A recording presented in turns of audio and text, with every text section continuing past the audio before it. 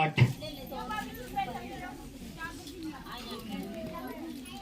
लिखा, यूहन्ना 14 के 26 लिखे, यूहन्ना 16 के 13 ऐड करे इसे भी, यशाया 11 के 2 ऐड करे और यूहन्ना 14 के 8। तो हम देखेंगे यूहन्ना 14 के 8 में क्या कहता है कि मैं तुम्हें अनाथ नहीं छोड़ूंगा, मैं तुम्हारे पास आता हूं।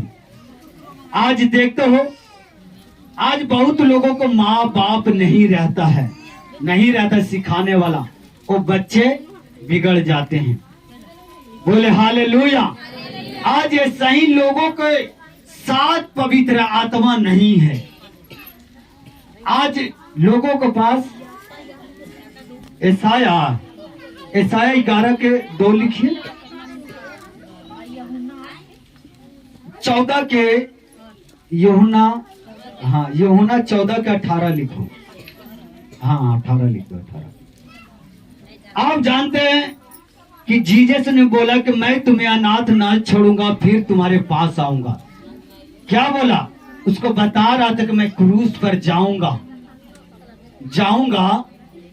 तो फिर मैं वापस आऊंगा। और यीशु मसीह 3 दिन बाद वो जी उठा और 40 दिन तक धरती पर काम करता रहा, फिर स्वर्ग में उठा लिया गया। कितना लोग वचन को सुने हैं? बोले हालेलुया। जो जिंदा स्वर्ग में उठा लिया गया, बोले हालेलुया। उसको मृत्यु नहीं हुआ, वो तो क्रूस पर मार दिया गया था, फिर 3 दिन जी उठा। उसको बावजूद मारकर दफना दिया गया, उसे कब्र में रख दिया गया, मगर 3 दिन के बाद जी उठा। फिर से चेलों को समझाया और 40 दिन तक काम करता रहा, फिर अंतिम दिन स्वर्ग में उठा लेगा। सब अपने चेलों को बता दिया कि ऐसे काम करना, इस धरती पर ऐसे उसे समझा कर गया। अब सुनो, कहते मैं तुम्हें अनाथ नहीं छोड़ूंगा, तुम्हारे पास आता हूं। जब किसी का माँ बाप नहीं रहता है तो लड़के बिगड़ जाते हैं। बोले हालेलुया। लड़के बिगड़ जाते हैं। आज बहुत सब बहनें आज चर्च में भाई है, मगर पवित्र आत्मा ना रहने के कारण अभी भी पाप में पड़े हुए, अभी भी शराब पी रहे हैं। क्यों? कि पवित्र आत्मा आपका अंदर रहेगा नहीं है। अगर पवित्र आत्मा रहेगा तुम्हें फोर्स मारेगा, धक्का मारेगा। कि प्रभु का वचन में लिखा है कि शराब पीना एक बहुत बड़ा गुनाह है, पाप है। आप जानते हैं कि शराबियों, डरपोक आदमी स्वर्ग के राज में नहीं जा सकता। पियक्कड़ आदमी परमेश्वर कभी उसे यूज नहीं कर सकता। तो आप जब पवित्र आत्मा रहेगा तो तुम्हें फोर्स मारेगा, धक्का मारेगा, तुम्हें कहेगा ये वचन में लिखा है, जो आप कर रहे हैं वो गलत है। जब पवित्र आत्मा रहेगा तो आप गड्ढे में हैं। गड्ढे का मतलब आप लत लगे हुए नशे का, लत लगे हुए व्यभिचार का। तो जब आप वचन पढ़ते हैं, पवित्र आत्मा फोर्स करता है कि वचन में ये करना गुनाह है। बोले हालेलुया। पाप है। तो बार बार पवित्र आत्मा तुम्हें उस वचन को जो बाइबल में सुनते हैं, उसे पढ़ते, उसे तुम्हें याद दिलाता है। बार बार तुम्हें याद दिलाएगा, तुम्हें धक्का फोर्स मारेगा और तुम्हें बार बार रिलाइज कराएगा। तब तुम पवित्र आत्मा तुम में होगा, उस गड्ढे से तुम्हें क्या करेगा? निकालेगा। आज लोगों के अंदर पवित्र आत्मा नहीं है।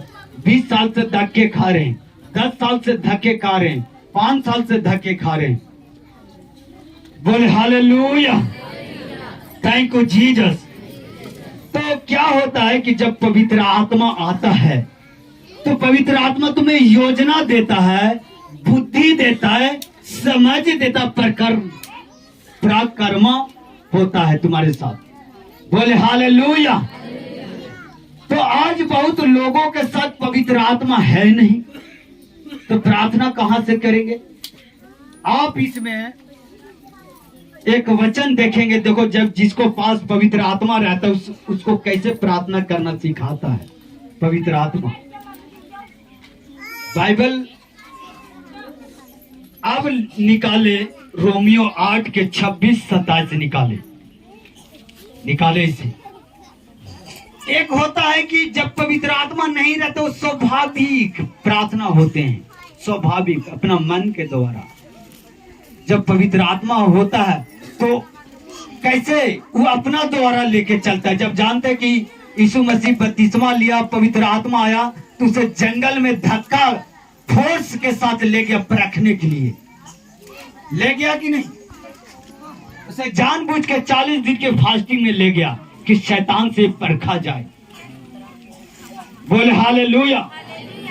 निकाल लिया। रोमियो 8 का 26-27 कहता है, इस रीति से आत्मा हमारी दुर्बलता में सहायता करता है, क्योंकि हम नहीं जानते कि प्रार्थना किस रीति से करना चाहिए, परंतु आत्मा आप ही ऐसी आहे भर कर जो बयान से बाहर हमारे